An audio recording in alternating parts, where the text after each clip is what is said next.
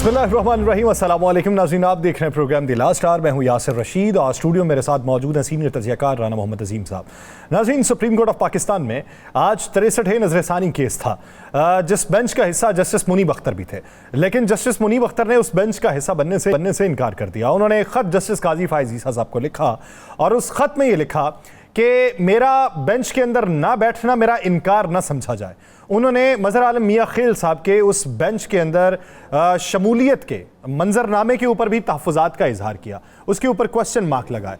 उन्होंने कहा कि जस्टिस मज़हर उस 5 रुकनी बेंच का हिस्सा थे जिन्होंने इस केस का फैसला सुनाया था, और क्या आपने इसी बुनियाद के ऊपर उन्हें इस बेंच का हिस्सा बना दिया? एड हॉक जज जो है वो किसी आईनी मामलात के ऊपर बेंच का हिस्सा नहीं बन सकता। फिर उन्होंने जजेस कमेटी की तश्कील के हवाले से जो तब्दीली की गई थी उसके ऊपर भी एतराज़ात उठाए। उन्होंने कहा कि काजी फायज़ ईसा साहब के पास कुली इख्तियार आ चुका है, उनकी जो अजारादारी है वो बढ़ चुकी है, और फिर साथ ही साथ उन्होंने ये भी ताकीद की कि मेरे इस खत को आप इस अदालती कार्रवाई का हिस्सा बनाइएगा। जस्टिस काजी फायज़ ईसा साहब ने उससे तो इनकार कर दिया, और साथ ही साथ आज रजिस्ट्रार को यह ताकीद की है कि जस्टिस मुनीब अख्तर को दोबारा से रजामंद किया जाए ताकि वो बेंच का हिस्सा बन सकें। बसूरत दीगर बेंच तब्दील करना पड़ेगा। और कल आज उन्होंने एक और बात यह भी की कि हम अदम दस्तयाबी के बायस तनख्वाहें लेते हैं तो फिर अदालती कार्रवाई से इनकार नहीं कर सकते, केसेस से पीछे नहीं हट सकते। अब कल के दिन अगर जस्टिस मुनीब अख्तर उस बेंच का हिस्सा नहीं बनते तो फिर बेंच तब्दील कर दिया जाएगा। दूसरा मंजरनामा पाकिस्तान की सियासी तारीख में अगर देखा जाए तो आज के दिन इत्तलात ये हैं कि संगजानी का जो जलसा था उस जलसे में की जाने वाली तकारीरों के ऊपर मुकद्दमात दर्ज करने का फैसला हुआ है, और वो मुकद्दमात में गद्दारी के मुकद्दमात भी दर्ज किए जाएंगे। अब इस ज़मन के अंदर हुकूमत की प्लानिंग क्या है वो देखना है। फिर पाकिस्तान तहरीक इंसाफ की अगली प्लानिंग में ये दिखाई देता है कि इस्लामाबाद का रुख किया जाएगा, यानी संगजानी के बाद लाहौर, लाहौर के बाद रावलपिंडी, और अब 4 तारीख को इस्लामाबाद का रुख करने की बात की गई। और इत्तलात ये मंजर आम पे आ रही हैं कि डी चौक के मकाम के ऊपर वो एहतजाज किया जाएगा। अब इसके अंदर उनकी तैयारी कितनी है? जो गुज़श्ता गिरफ्तारियां हुई थी, उन गिरफ्तारियों से जिन लोगों को मुकद्दमों से डिस्चार्ज किया गया, उनकी इस वक्त असलियत क्या है, हकीकत क्या है, और वो किस वजह से उस जलसे में पहुंचे थे। एक तरफ पाकिस्तान मुस्लिम लीग नून की हुकूमत जो ये कहती है कि एहतजाज नाकाम हुआ और हम कामयाब हुए, तो दूसरी तरफ एहतजाज दर एहतजाज का मंजरनामा। बात का आगाज़ करने से पहले वो 80 साला रोशनी जिनको पाकिस्तान तहरीक इंसाफ के एहतजाज से गिरफ्तार किया गया था, जिनके बारे में ये था कि वो बरी इमाम सरकार पहुंची थी हाज़िरी देने के लिए, और वहाँ उन्हें मालूम पड़ा कि पाकिस्तान तहरीक इंसाफ का एहतजाज हो रहा है, तो वो एहतजाज में शिरकत की गर्ज से वहाँ चली गई। तो उनका जो है मुकद्दमे के अंदर आ जाना, फिर आज इंसदाद दहशतगर्दी अदालत का मुकद्दमे से डिस्चार्ज करना, इसी से बात का आगाज़ करेंगे। राना साहब, क्या हैं उस दिन का एहतजाज, गिरफ्तारियाँ और आज का फैसला? बिस्मिल्लाहिर्रहमानिर्रहीम, अस्सलातु वस्सलामु अलैका या सय्यदी या रसूल अल्लाह, अस्सलातु वस्सलामु अलैका या सय्यदी या हबीब अल्लाह, ताजदार ख़त्म नबूवत जिंदाबाद जिंदाबाद। बात यह है कि यासिर साहब, एहतजाज एक साइड पे, बाकी मामलात एक साइड पे। हमने एक फ़िक्रा छोटे होते सुना और इस पर अमल करते हैं। माएँ और बहनें, माएँ और बेटियाँ साझी होती, माएँ बहनें और बेटियाँ साझी होती। अली अमीन गंडापुर ने तकरीर की संजानी, वहाँ पर उसने तौहीन अमेज़ अल्फाज इस्तेमाल किए जिस पर हम सब ने एहतजाज किया कि बेटियों के मुतल्लक़ ये अल्फाज इस्तेमाल नहीं होने चाहिए। ख़ातून का एहतराम इंतहाई ज़रूरी है। बड़ा शोर मचा, इतना शोर मचा कि जिसके इंतहाई कोई नहीं। इतनी प्रेस कॉन्फ्रेंस हुई जिनके इंतहाई कोई नहीं। यानी इवन हमारे ही प्रोग्राम में पीपल्स पार्टी के रहनुमा ने कहा कि जनाब वो तो पंजाब पर हमला कर दिया था, यही बात कही ना उन्होंने। लेकिन मुझे समझ नहीं आई, क्या ये 80 साला औरत ये पानी की एक बोतल उठाकर 5 फुट दूर फेंक सकती है? क्या 80 साला औरत जो है वो 25 या 30 या 40 कदम चलकर आंसू गैस की शेलिंग को बाहर वापस फेंक सकती है? क्या ये वो औरत जिससे बात भी दुरुस्त नहीं हो रही, जिसके मुंह में दांत भी मुकम्मल नहीं है, उस पर पता पर्चा क्या था, FIR क्या थी? दहशतगर्दी। पंजाब में हुकूमत एक औरत की है, वजीर आला खातून है, चले, मान लिया सिमाबिया ताहिर पे एफआईआर हो गई, मान लिया भाई वो तहरीक इंसाफ की जिम्मेदार है, मान लिया बाकी लोगों पे जो है। ये क्या, ये काउंसलर थी, ये क्या थी? क्या ये किसी यूनिट की सदर थी? नहीं थी यार। आप गिरफ्तार होते हुए सोचें, उन मनासर को सोचें, जब इस औरत को, इस ज़ईफ मेरी माँ को, बहन, इसको, वो औरत जिसके हाथ में तस्बीह है, जब इसे पुलिस वैन में फेंका होगा, जब इसे थाने की हवालात में रखा होगा, जब रात भर वो हवालात के अंदर रही होगी, जब पुलिस वैन में उसे लाकर इंसदादे दहशतगर्दी की अदालत में पेश किया गया होगा, और कुर्बान जाऊं उस अदालत के भी जिसने इसका रिमांड भी दे दिया।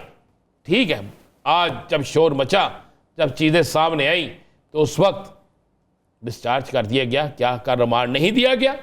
क्या ये दहशतगर्द है? इस पे कौन सा दहशत, इसने कौन सी दहशतगर्दी की इस बाजी ने? सोचना चाहिए हमें, हम किस तरफ जा रहे हैं? हम अपनी रवायात को भूल गए हैं, हम सब कुछ चीजें भूलते जा रहे हैं।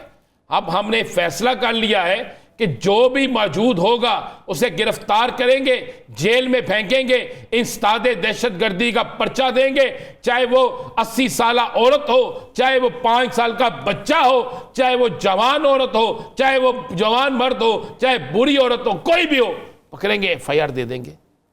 ये एक सवाल है यासर कि अब वो ह्यूमन राइट्स की तंजीमें कहाँ गई?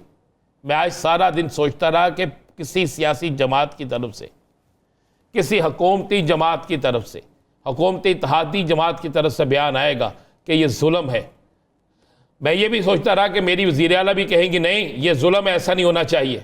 मैं सोचता रहा कि बाकी जगहों से भी खवातीन जो अरकान असम्बली हैं वो भी इस पर बोलेंगी, लेकिन मुझे कहीं से आवाज़ नहीं आई, कहीं से आवाज़ नहीं। हाँ, तहरीक इंसाफ की तरफ से आवाज़ ज़रूर आई, लेकिन बाकी कहीं से आवाज़ नहीं आई। औरत तो, ये माँ तो घर चली जाएगी। कभी सोचें ये क्या सोचती होगी? ये ज़िंदगी के आखिरी अपने अयाम गुजार रही है, ये क्या सोचेगी कि क्या मेरा कसूर ये था कि मैं एक एहतजाज में चली गई और मेरे साथ वो सलूक किया गया, वो सलूक किया गया कि मुझे दहशतगर्द बना दिया गया? अगर ये दहशतगर्द है, अगर इस पर दहशतगर्दी का पर्चा लग गया है, एफआईआर दर्ज है दहशतगर्दी की, तो फिर सोचें यार, फिर लम्हा फिक्रिया है, फिर वो सारे कानून के ऊपर, फिर रिमांड देने वालों के ऊपर एक सवालिया निशान है। मैं तो सोचता था कि शायद आज इस पे सोमोटो लेते हुए मेरी बड़ी मौसिस अदलिया जो है, इस्लामाबाद हाई कोर्ट हो, सुप्रीम कोर्ट हो, वो इस पे सोमोटो लेंगे, कहेंगे भाई बुलाओ उस माँ जी को, और फिर अदब से लाया जाएगा, उन्हें लाया जाए तो फिर जाके करे ना। लेकिन नहीं यासर साहब, ये एक ऐसा लम्हा है कि इस पर जवाब तो देना पड़ेगा, हाकिम वक्त को भी, सियासी जमातों को भी, और इस पर चुप रहने वालों को भी जवाब तो देना पड़ेगा। बाकी दूसरा, आपने कहा कि आज जो सियासी माहौल, आपने तस्वीर कशी की सुप्रीम कोर्ट की, यासर साहब आप तो माजरत से, ये आज से नहीं, आज से पहले भी होती थी ये सब कुछ, लेकिन मुझे आने वाले दिनों में एक बड़ा अदालती बहरान नज़र आ रहा है। अगर सुबह फिर मुनीब साहब नहीं बैठते और जिस तरह बेंच पर अली ज़फ़र साहब ने नुक्ता एतराज़ उठा दिया है, तो ये सारी चीज़ें आने वाले दिनों में आपको नज़र आएगा कि मुझे हालात किसी और तरफ जाते नज़र आ रहे। अब तो बिल्कुल ये कोई तवक्को रखे कि हमें अदालतों से कोई वो मिल रहा है, बड़ा रिलीफ नज़र आ रहा है, रिलीफ ज़रूर मिल रहा है, जिनको मिल रहा है उनको मिल रहा है, लेकिन अब अदालतों के अंदर इस लड़ाई ने बहुत से माहौल को ख़राब कर दिया। रोज़ाना सुबह उठकर एक नई खबर अदालत से आती है, और ये नहीं आती कि राना अजीम, यासर रशीद या फ़लाँ जो है वो रिलीज़ हो गए या इनको इंसाफ मिल गया। वो अब खबर ये आती है ये बेंच में है, ये बेंच में नहीं है। अब जवाब देना चाहिए था। मैं बिल्कुल क्लियर हूँ, मुनीब अख्तर साहब ने जो सवालात उठाए, क्या उनका जवाब नहीं देना चाहिए था? क्या आज से पहले माजी में कोई ढाक जज साहब किसी ऐसे बेंच का हिस्सा बने? अगर माजी में बने हैं तो फिर अब भी बनना चाहिए। अगर माजी में नहीं बने, अगर माजी में रवायत नहीं है, तो फिर अब रवायत क्यों? फिर अचानक ये रवायत क्यों बनी? फिर जब आपने फैसला किया है कि 3 रुकनी जो एक बेंच बने, 3 रुकनी जो कमेटी बनेगी वो बेंच का फैसला करेगी, और कमेटी जब 2 रुकनी हो जाती है तो उसका फैसला भी 3 रुकनी नहीं रहता। यासर साहब जी।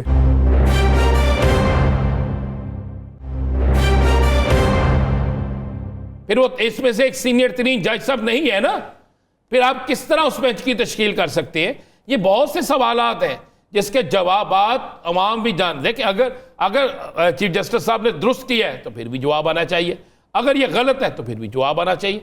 दोनों सूरतों में जवाब तो आना चाहिए ना। मैं तो आज इस फैसले का मुंतज़िर था कि शायद आज अदालत की तरफ से ये रिमार्क्स आते हैं कि जनाब बुलाएं इलेक्शन कमीशन ऑफ पाकिस्तान को, ये जो हजान की कैफियत पैदा हो चुकी है, अगर इलेक्शन कमीशन दुरुस्त है तो उसके हक में फैसला दिया जाए, अगर इलेक्शन कमीशन दुरुस्त नहीं है तो फिर जनाब उसे हिदायत की जाए। मैं तो आज इस फैसले तवक्को कर रहा था आज किसी टाइम शायद ये ऐलान हो जाए। मैं तो आज ये तवक्को कर रहा था कि शायद आज कोई ऐसी खबर आ जाए जिससे पता चले कि मुल्क के अंदर ये जो कैफियत पैदा हो चुकी है ये ख़त्म हो जाए, लेकिन नहीं, ये तो बढ़ती जा रही है। अब तो मैं टीवी लगाकर देखूं तो मुझे यही नजर आता है, अगर किसी जगह बैठ जाए तो यही चीज़ डिस्कस होती है। हर शख्स ये कह रहा है, ये पाकिस्तान में पहली दफ़ा हुआ है, पहली दफ़ा कि लोग कह रहे हैं कि जनाब अगला चीफ जस्टिस कौन होगा। आज से पहले ऐसा नहीं होता था। ये असर होता था, मुझे बता दें, होता जो सीनियर है क्लियर होता था ना एक जी। अब तो लोग कह रहे हैं, सवाल कर रहे हैं कि जनाब अगला चीफ जस्टिस साहब कौन होंगे, इसका जवाब किसने देना है, इसका जवाब कहां से आएगा। सितंबर खत्म हो गया, अक्टूबर शुरू होने लगा है, कौन जवाब देगा इसका। अब तो सियासतदान कहते हैं जनाब एक्सटेंशन के लिए बात हो रही है, उम्र बढ़ाने के लिए बात हो रही है, एक आईनी पैकेज देने के लिए बात हो रही है, तो किस किस का जवाब देंगे। अगर मेरी मोअज़्ज़ज़ अदलिया पर यह सवाल उठना शुरू हो गए तो फिर इंसाफ कहां से मिलेगा। आज एक दूसरा खत भी तो लिखा है ना जस्टिस मुनीब अख्तर साहब ने। जी बिल्कुल लिखा है, जो रजिस्ट्रार को लिखा, उन्होंने कहा जी 5 रुकनी बेंच ने इसकी समाअत करना थी, 4 रुकनी ने की, तो इसकी कोई आईनी हैसियत नहीं है। और आज नजरसानी केस का जो हुक्मनामा भी गैर आईनी। जी बिल्कुल लिखा है। और अच्छा, उसमें उन्होंने जो दलाइल दिए, जिस आर्टिकल का जिक्र किया है उसके मुताबिक ठीक है जी।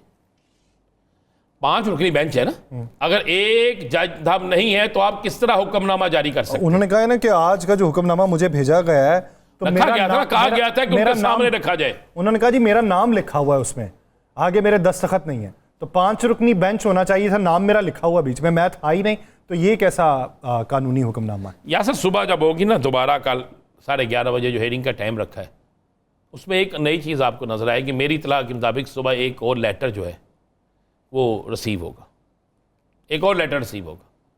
और अब ये चिट्ठी आई है, ये तो चिट्ठी ही चिट्ठी चलेगी यार, अब तो यही चलेगा। लेकिन यासर साहब मुझे एक बात बता दें यार, मैं पूछना चाह रहा था आपसे, आपका इल्म ज़्यादा है, वो हमें IMF से पैसे मिल गए, हमारे बैंकों, पाकिस्तान के बैंकों, हमारे बैंकों में किधर आने, गवर्नमेंट के बैंक में आ गए पैसे, तो कुछ चीज़ सस्ती हुई है सर। वो आज PMLN ने कहा है जी कि 2024 में हमारी मईशत जो है वो बेहतर हो गई है। और क्या बेहतर हुई, मैं यही पूछना चाहता हूँ। सिंगल डिजिट पे आ गई। क्या सिंगल डिजिट पे आ गई? तनहाई, महंगाई, क्या चीज़ सस्ती हुई है? मुझे एक चीज़ का नाम बता दें, आप बता दें किसी एक चीज़ का। आप भी घर का लेने जाते हैं ना, मैं भी लेने जाता हूँ, एक चीज़ का नाम बता दें जो सस्ती हुई। सोच लें 2 दिन का टाइम ले ले। अच्छा ये अच्छा है वैसे। हाँ, 2-3 दिन का टाइम ले ले ना, ये अच्छा।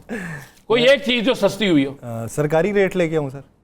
और सरकारी रेट में भी मैं कह रहा हूँ, सरकारी रेट जो है उस पर भी मुझे कोई सस्ती चीज़ दिखा दे। आपको पता दाल माश की क्या रेट है?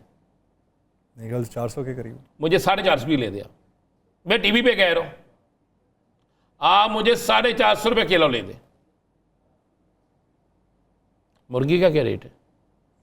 मेरे ख्याल से 650 के करीब। 650, कहीं से 550, कहीं से 650। मार्ट से आप लेंगे तो 650 के करीब मिलेगी। 700 रुपये किलो साफ, 700 रुपये तक चलेगी।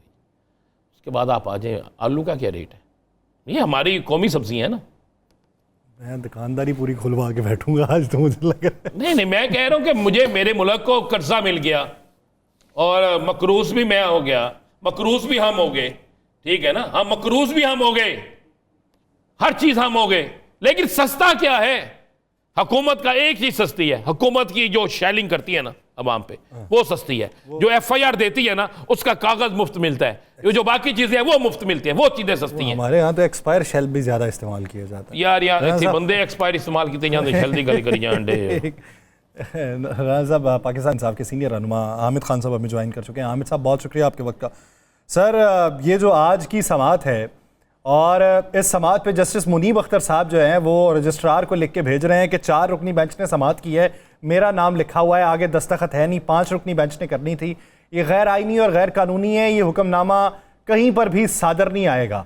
आप क्या राय रखते हैं इस बारे में? बिल्कुल सही कहा, क्योंकि ये सुनना ही 5 रुकनी बेंच ने है, क्योंकि जिस ऑर्डर के रिव्यू के लिए दरखास्त है वो ऑर्डर 5 रुकनी बेंच का है। क्योंकि 5 रुकनी बेंच नहीं असेंबल हो सका तो इसलिए वो कैंसिल हो जाना चाहिए था। आज की हेयरिंग में ऑर्डर नहीं पास हो सकता था, क्योंकि फिर 4 रुकनी बेंच जो है वो 5 रुकनी बेंच के फैसले की रिव्यू पिटीशन नहीं सुन सकता, ये उसमें कोई ऑर्डर नहीं पास। अच्छा हाँ साहब, जब ये नहीं सुन सकते, कल जब दोबारा सुबह की तारीख है, सुबह 11:30 बजे का टाइम है, और अगर सुबह फिर जस्टिस मुनीब साहब नहीं आते तो क्या ये हेयरिंग जारी रहेगी, उसी वक्त किसी नए जज साहब का तयन हो जाएगा, या इसके लिए दोबारा जो एक कमेटी है 3 रुकनी कमेटी, उसमें जाके नया बेंच बनाना होता है, उसमें जाना पड़ेगा? बिल्कुल जाना पड़ेगा, क्योंकि नए बेंच तश्कील देना मैटर्स में तो उसी कमेटी का काम है। और हमारे नज़दीक वो कमेटी जो है वो जो चीफ साहब ने बाद में बनाई है, जो पहले कमेटी थी, उसके फैसले की तरफ मुनीब साहब ने अपने लेटर में जिक्र कर दिया है। उसके हिसाब से चीफ जस्टिस ने इस बेंच को हेड नहीं करना, इस बेंच को हेड करना था सीनियर सिविल जज मंसूर अली शाह साहब ने। तो वो जो पहले फैसला एक 3 रुकनी कमेटी कर चुकी थी जुलाई में, उसको इन्होंने ओवरराइड करके और नई कमेटी बना के नए फैसले कर रहे हैं, जो कि नामुनासिब है। अच्छा, अगर इस तरीके से अगर बेंचेस की तश्कील फ़र्ज़ कर लें कि तीनों जजेस साहिबान मुत्तफ़िका तौर पे पहले भी वही करते हैं और बाद में भी वही चेंज कर देते हैं, तो फिर उसकी आईनी कानूनी हैसियत क्या होती? देखिए, इसमें अहम चीज़ ये है कि औसत जज का बैठना ज़रूरी है, जो कि मुनीब अख्तर है, और अगर उनको बाहर किया गया है तो उसका मतलब ये है कि फिर इसकी जो भी रिव्यू का फैसला होगा वो कानून और आइन के मुताबिक नहीं हो।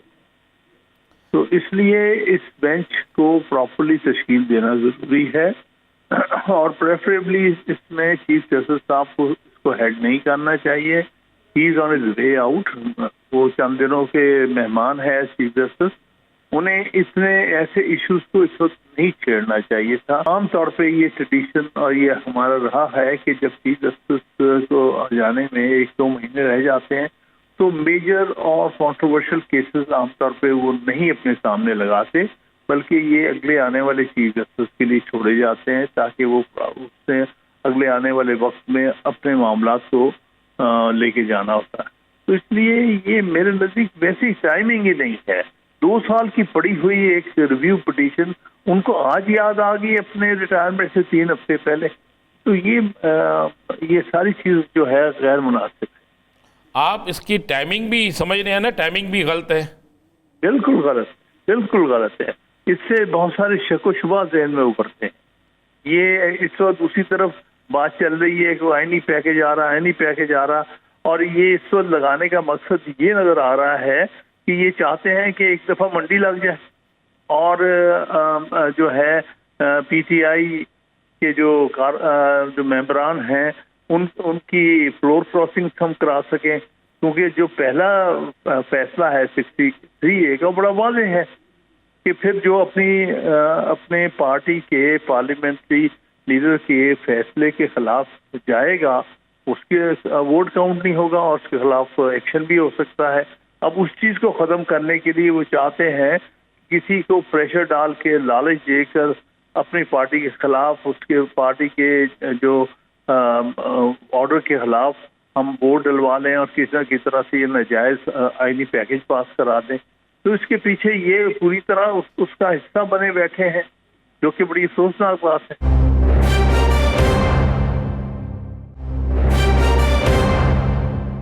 अच्छा सर, ये बताइए कि जो संगजानी के अंदर आपका जलसा हुआ था उसको लेके अब ये प्लान किया जा रहा है कि वहाँ पे जो तकरीरें थीं उस पर बगावत के मुकदमे दर्ज किए जाएंगे।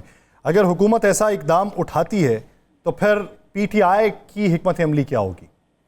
देखिए, पीटीआई तो मजलूम पार्टी है, मजलूम उसके वर्कर्स हैं। इस किस्म के झूठे, बेबुनियाद और गैर आइन कानूनी किस्म के वर्कर्स के खिलाफ उनको डराने के लिए, खौफजदा करने के लिए, दबाव में लाने के लिए हो रहे हैं। कोई नई बात नहीं है। ये 9 मई से हम ये ड्रामा देख रहे हैं, पिछले साल के 9 मई से, और बेशुमार लोगों को नाजायज तौर पर अभी तक अंदर रखा हुआ है। अभी तक उनका कोई प्रॉपर ट्रायल नहीं हुआ है। उनको मिलिट्री कस्टडी में किसी को रखा हुआ, किसी को कहीं। तो ये सारी चीजें तो सारी कौम देख रही है, कितनी ज्यादा नाइंसाफी जो है हो रही है। इन केसों में, जिन केसों की बुनियाद पर यह FIR देने की कोशिश की जा रही है, या कहा जा रहा है कि हम काबीना इसकी इजाज़त देगी तो हम पर्चा दे देंगे बगावत का, उन तमाम केसेस में, कानूनी नुक्ता नज़र से आपसे पूछ रहा हूँ मैं, उन तमाम केसेस में तो इन लोगों की बेलें भी हो गई हैं और कुछ लोगों को डिस्चार्ज भी कर दिया है।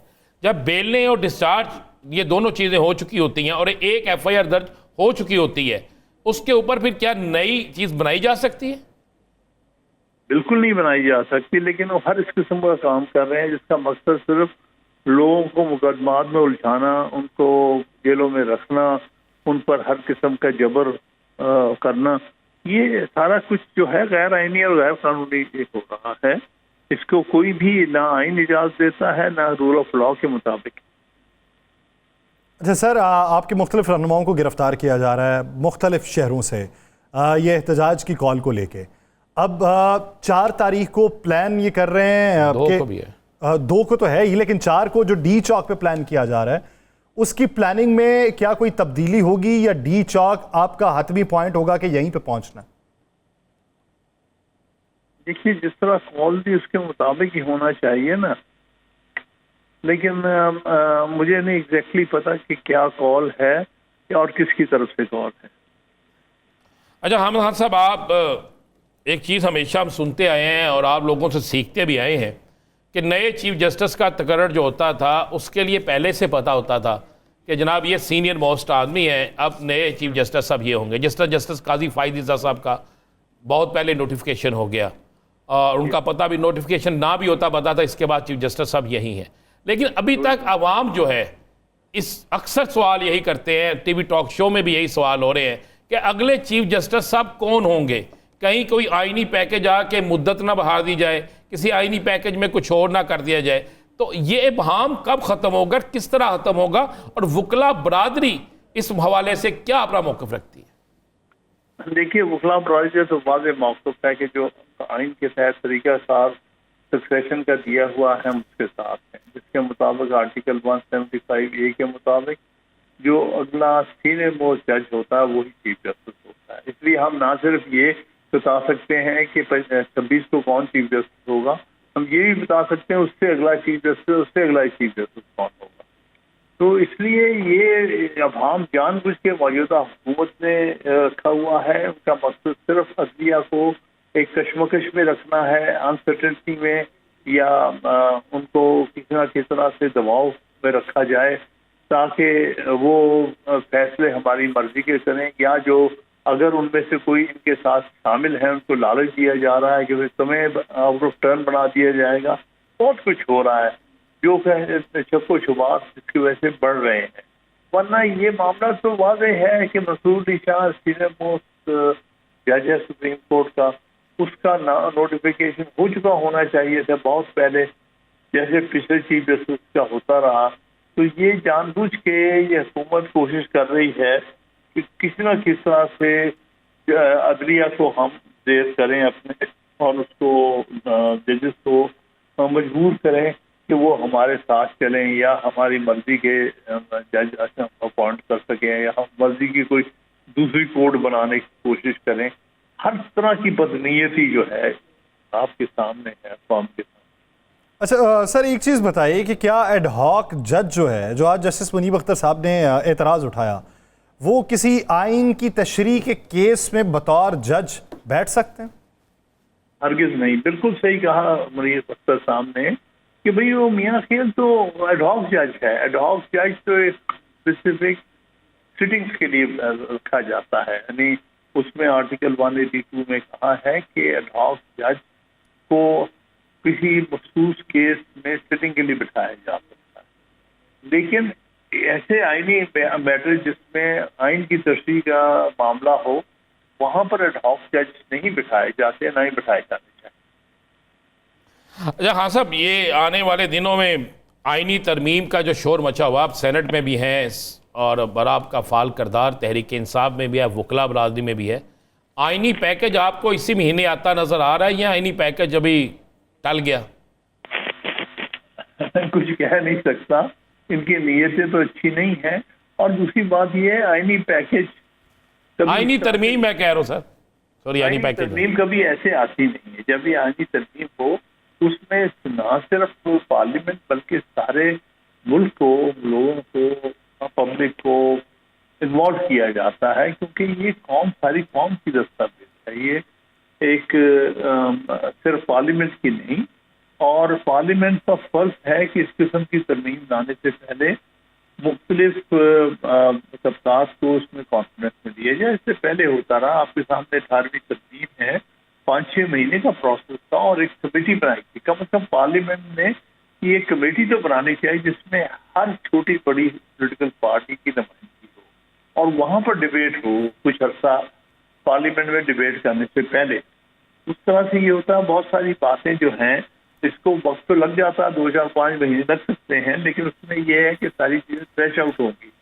इस दफा पहली दफा एक तरमीम लाई जा रही है जिसका पार्लियामेंटेरियन को भी पता नहीं है, ना किसी हुकूमत को पता है, पता नहीं कहाँ से बन के मैन्युफैक्चर होके आ रही है। वो रात तो मज़का के खिलाफ थी जब हम बैठे हुए थे इंतजार में कि क्या करने लगे हैं, तो किसी को नहीं पता कि कौन सा पैकेज कहाँ से आ रहा है। तो इवन सुना है कि वज़ीर आज़म और वज़ीर कानून को भी नहीं पता था। तो भाई इस किस्म की आईनी तरमीम होती है, कभी आईनी तरमीम विसंदा से होती है, किसी आज़ाद मुल्क के अंदर कभी सोचा जा सकता है। तो जो कुछ हम देख रहे हैं ये इंतहा का अफसोसनाक है। और उससे ये भी जाहिर होता है कि पार्लियामेंट की कोई हैसियत नहीं है, उसके पीछे उसको चलाने वाले बैठे हुए हैं।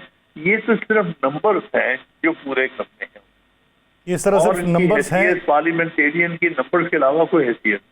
पार्लियामेंटेरियंस की नंबर्स के अलावा कोई और हैसियत नहीं है, और यूं पार्लियामेंट किसी आज़ाद मुल्क में नहीं चला करती। बहुत शुक्रिया आमिद खान से अपना वक्त देने के लिए। खैबर पख्तूनख्वा से लीड किया जाएगा। अली अमीन गंडापुर जो हैं वो बारहा ये पैगाम दे रहे हैं कि अगर बानी कहेगा कि आओ तो आएंगे, वो कहेगा जाओ तो जाएंगे, वो कहेगा बैठो तो बैठेंगे, वो कहेगा लड़ो तो लड़ेंगे।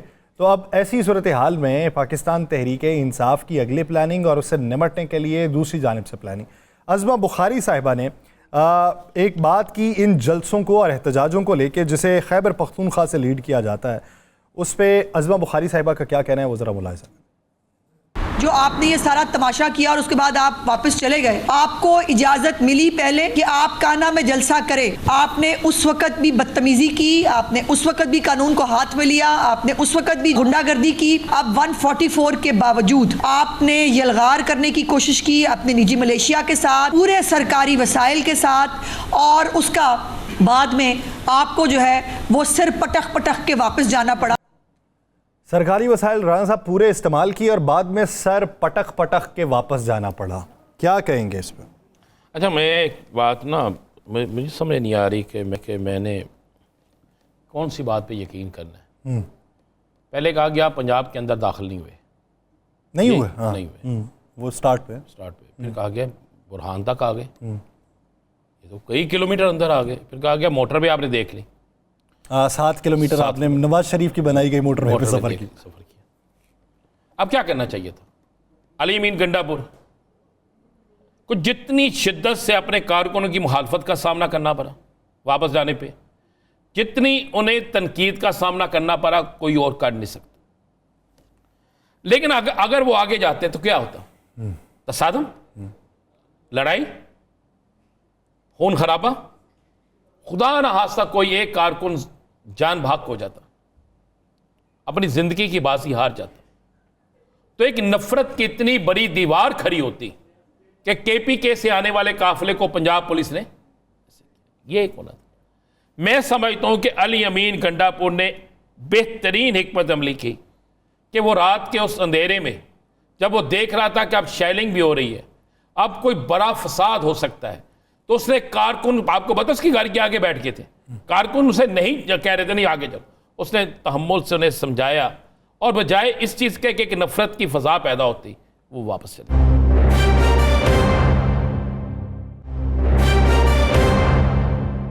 मोहम्मद अली दुरानी साहब, जिस तरह बकौल हामिद रज़ा साहब ने पहले ये बात की कि मौलाना हमें छोड़ जाएंगे एक मौके पे आके, फिर हामिद रज़ा साहब ने ये कहा कि मौलाना ने हमारी गलत फहमियों को दूर कर दिया और हमें गलत साबित किया है, क्या समझते हैं मौलाना का आने वाले दिनों में किरदार कैसा रहेगा?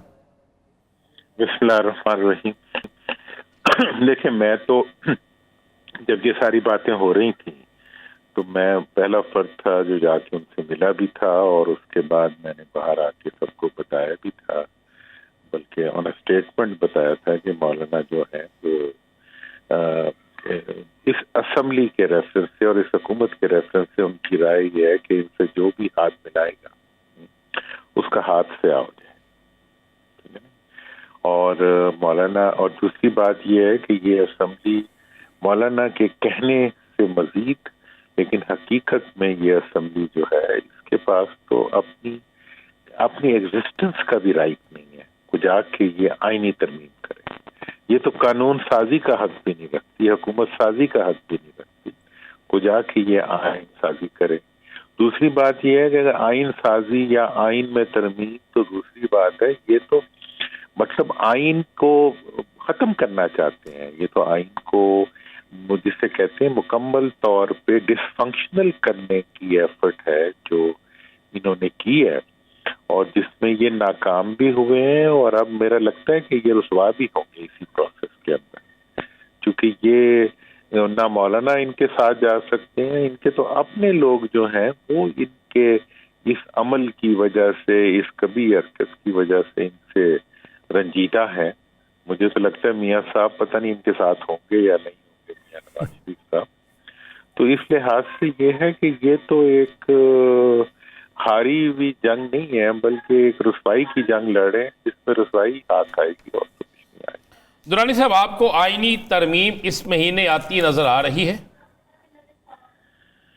मुझे तो जी आईनी तरमीम आना जाने का तो मुझे नहीं पता, लेकिन मैं नहीं समझता कि आईनी तरमीम जो है वो पास हो सकती है इस असेंबली से। इस असेंबली से पास नहीं हो सकती। अगर कोई 47 के बाद कोई फॉर्म 48 आ जाए तो फिर मुझे पता नहीं, लेकिन मौजूदा असेंबली के जो नंबर्स हैं वो इस चीज की इजाजत नहीं दे रहे। ये क्लियरली बता रहे हैं कि इस असेंबली से कॉन्स्टिट्यूशनल अमेंडमेंट हुकूमत नहीं करवा। अच्छा, चलें फ़र्ज़ कर लें दुरानी साहब, अभी कहा तो कुछ भी नहीं जा सकता।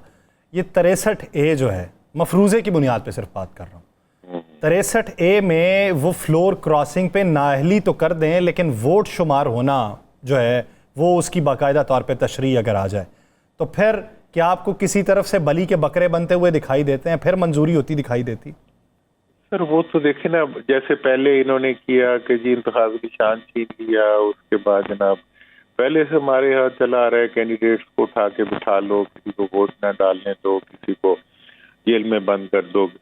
मतलब ये है कि वो तो फिर आपने अगर लाकानूनियत के जरिए कानून बनाना है तो वो तो कुछ भी बना सकते हैं। फिर क्या करना है, फिर अपने आप को बादशाह डिक्लेयर करवा दें। लाकानूनियत से कानून साजी जो है, कानून शिकनी से कानून साजी जो है, आइन शिकनी से आइन साजी जो है, इसका कोई तस्वुर जो है वो ना आइन सर फिर जो अब आप कह रहे हैं कि पार्लियामेंट में ऐसी चीज़ें दिखाई नहीं देती, तो वो आपको कानूनी एतबार से सारी चीज़ें दिखाई दे रही हैं कि जो सुन्नी इत्तेहाद काउंसिल के एससी डिक्लेयर कर दिए गए, मखसूस नशिस्तों का हक ले लिया गया, कौमी असम्बली का सेक्रेटेरिएट जो है वो खुद एक एलामिया पार्टी पोजीशन जारी करता है और वो ख़त लिखता है, ये सारे कानूनी पैरा हैं? ये सारे के सारे जो हैं ये इलेक्शन के अमल से पहले से डिस्टॉर्शन जो शुरू हुई, मतलब इंतखाबी निशान छीनने से लेकर, जलसे ना करने से लेकर, अवाम को मतलब वोट का हक ना देने से लेकर, उसके बावजूद जब इलेक्शन हार गए तो फिर फॉर्म 47 से लेकर अब तक जितने भी इक़दामात हुए हैं इन इक़दामात के बाद जो है ये सोचना कि जो असेंबली बनी है वो असेंबली जो है वो आइन की तरमीम करेगी और वो आइनी तरमीम जो है वो उस आइनी तरमीम की अगर मतलब आप कह रहे हैं वर्स खुदा न खास्ता कोई कर भी लेता है तो उस आइनी तरमीम की हैसियत एक रद्दी के टुकड़े से ज्यादा नहीं। बिल्कुल, और आपने दुरुस्त कहा कि रद्दी के टुकड़े से ज़्यादा नहीं, लेकिन बहुत सी चीज़ें अब भी रद्दी के टुकड़े से ज़्यादा नहीं थी, लेकिन उन पर अमल तो हो रहा है। आज एक बड़ा शोर मचा हुआ है कि बगावत के मुकदमे का, तो आप क्या समझते हैं, ये बगावत का मुकदमा एक ही होगा या किसी और तरफ से दूसरा भी हो जाएगा? देखें जी, बगावत का मुकदमा बनाने, देखिए अख्तियार जो होता है ना, अख्तियार जब तक किसी के पास होता है ना उस वक्त तक उसके सर को चढ़ाता है। हाँ, जब इक़्तिदार अख्तियार जो होता है वो सर से उतरता है तो फिर इंसान को नजर आता है और क्या हकीकत नहीं है। तो मैं समझता हूँ कि इस वक्त की जो सूरत हाल है हुकूमत की या हुकूमती रवैये और मुकदमात से रिलेटेड जो उनके इक़दामात हैं और जिस तरीके से मतलब आइन साजी के जो इक़दामात उठाने की बात की जा रही है, ये इसके अंदर कहीं भी पॉलिटिकल मैच्योरिटी नहीं है, कहीं भी जमहूरी रवैया नहीं है। अब ऐसे रवैयों के साथ आप जो कुछ भी करेंगे, मुझे नहीं इल्म कि हम अपने मुल्क के साथ और अपने मुल्क के मुस्तकबिल के साथ कितना खेल सकते हैं या कितना खेलने की गुंजाइश है। हमारी तो यही ख्वाहिश बनती है कि इस वक्त जो है तमाम सियासतदान और तमाम जो कुव्वतें हैं वो आपस में मिलके मुल्क के लिए सोचें और मुल्क के लिए मफाहमत को आगे बढ़ाएं और मुल्क के लिए जो है वो कानून की हुक्मरानी बनाएं और आवाम को जो है वो आवाम को सुकून दें, इत्मीनान दें, खुशहाली दें, तरक्की दें। ये जो सारे रवैये हैं जिसमें कि मुकदमात के जरिए जो सियासी पार्टियां, सियासी कैदी जो हैं और सियासतों को मुकदमात के जरिए कभी खत्म किया जा सकता। दुरानी साहब, सितंबर सितमगर हो गया, अक्टूबर फैसला कौन होगा? मेरा तो ख्याल ये है कि अक्टूबर की हवाएं बता रही हैं कि अक्टूबर फैसला कौन है। आपने पहली दफा क्या, इससे पहले आप ये लफ्ज नहीं कहते थे? नहीं, मैं अभी कह रहा हूँ और वजूहात की बुनियाद पर कह रहा हूँ। और वो अक्टूबर का आखिर लगता है आपको? देखें जी, अक्टूबर हर महीने ने आखिर तक तो जाना होता है।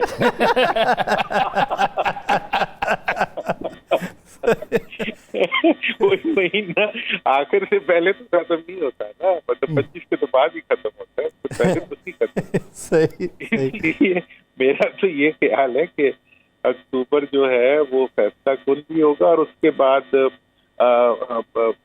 इन हुकूमरानों के लिए चाहे जमीन गर्म हो लेकिन आवाम के लिए ठंडी हवाएं।